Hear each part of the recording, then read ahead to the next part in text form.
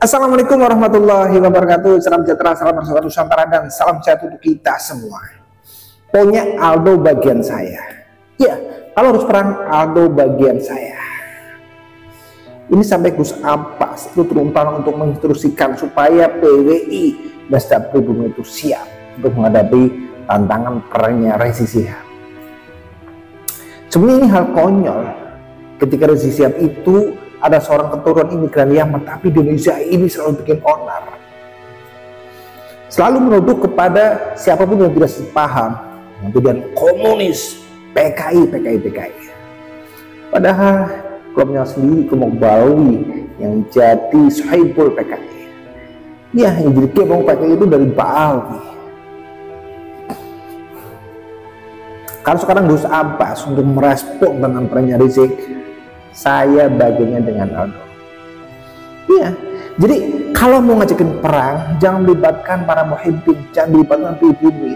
Kumpulkan semua keturunan Balawi, kumpulkan semua hadirin Balawi, biar berperang dengan kami, dengan pribumi, dengan PWI dan Laskar Sabilillah. Jangan libatkan pribumi yang lain, jangan libatkan para muhibbin. Murni Balawi versus PWI, Balawi versus pribumi. Dan bagian saya adalah Aldo. Ya, Aldo bagian saya. Assalamualaikum warahmatullahi wabarakatuh. Selamat datang guys di channel Diam Saudara. Assalamualaikum warahmatullahi wabarakatuh. Waalaikumsalam. Alhamdulillah wa syukurillah wassalatu wassalamu ala sayyidina rasulillah sayyidina wa maulana Muhammad ibn Abdillah wa ala alihi wa ashabihi wa mawala wa ba'd. Ada pernyataan mengajak perang yang didengungkan oleh Rizik Syihab. Pernyataan perang yang saya tanyakan, perang dengan siapa? Lawannya siapa? Kalau seandainya lawannya adalah sesama umat Islam secara syariat Islam dan agama Islam, apakah layak perang itu disebut jihad fi sabilillah ketika yang diperangi itu umat Islam? Jadi perang lawannya siapa? Sama umat Islam. Kalau sampai mau perang, jangan sesama orang Indonesia. Perang di Palestina. Oh iya. Perang ikut ke sana. Kalau mau perang. Jadi jelas pernyataan Rizik Syihab itu, saya sebagai ketua PWI, saya sangat menyayangkan sekali, dan itu adalah perilaku anak kecil dan tidak ubahnya seperti orang-orang pada waktu zamannya Rasulullah, orang musyrik dan orang Yahudi, ketika diberikan pencerahan oleh Rasulullah, ketika diberikan edukasi oleh Rasulullah, dan Rasulullah membatalkan Tuhan-Tuhan mereka dan agama mereka, mereka pada akhirnya ribut dan ngajak perang,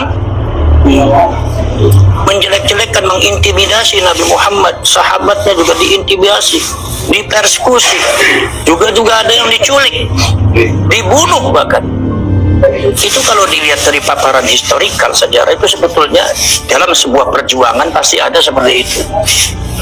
Jadi saya harapkan kepada masyarakat Indonesia jangan terprovokasi oleh ucapannya orang-orang semacam Rizik Syihab ini, karena itu mulutnya kotor. Itu bisa menyebabkan perpecahan di dalam bangsa Indonesia, bisa akan menimbulkan kekacauan di bangsa Indonesia ini, bisa akan menimbulkan satu pemecahan kesatuan dan persatuan, menghilangkan kesatuan, dan berbahaya ini untuk bangsa Indonesia. Seberat apapun kita nggak usah model kayak gitu. Bukan berarti kita nggak berani, urusan berani zaman sekarang tuh nggak ada yang nggak berani, tapi bukan itu solusinya. Kami ini berjuang hanya untuk mencari kebenaran. Anda mengklaim sebagai cucunya Rasulullah, data Anda mana? Kenapa tes DNA-nya seperti itu? Hanya itu aja dijawab, udah selesai.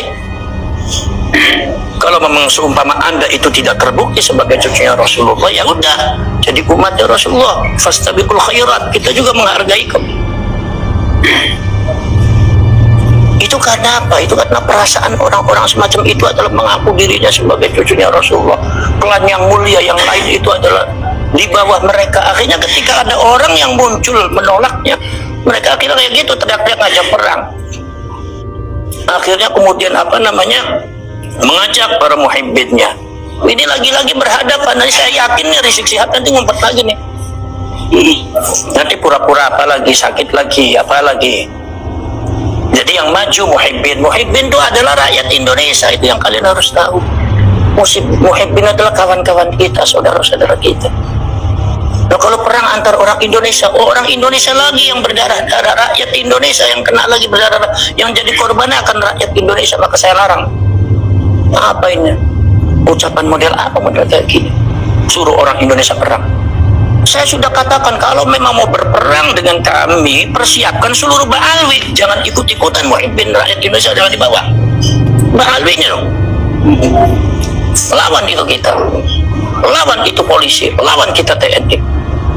Kalau Anda katanya pengen mendirikan Indonesia bersyariah, berkolaborasi dengan para khilafah-khilafah yang katanya mengklaim Islamiyah, dengan membongkar merongrong Pancasila, merongrong kesatuan dan persatuan, merongrong nama baik pemerintah, nama baik presiden, merongrong harga diri daripada kepolisian dan TNI, merongrong semuanya yang tidak sesuai dengan tujuan-tujuan Anda.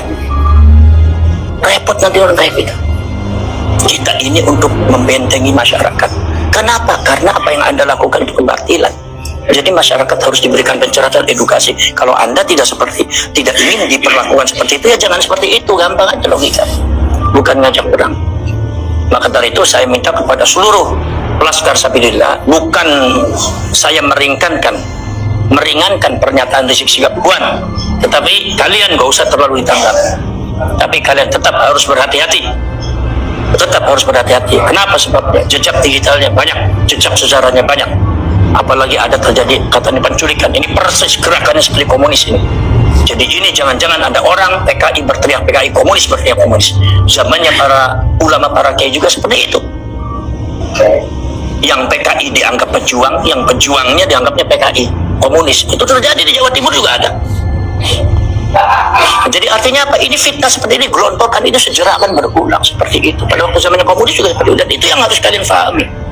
Maka hati-hati. Tapi kalian nggak usah terlalu menanggapi terlalu serius.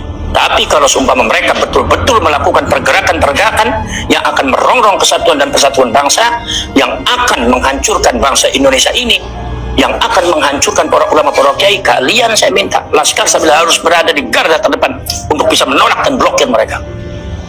Bekerja sama dengan TNI, bekerja sama dengan kepolisian. Tapi kalian harus tahu, kepolisian dan TNI juga banyak yang ambivalen.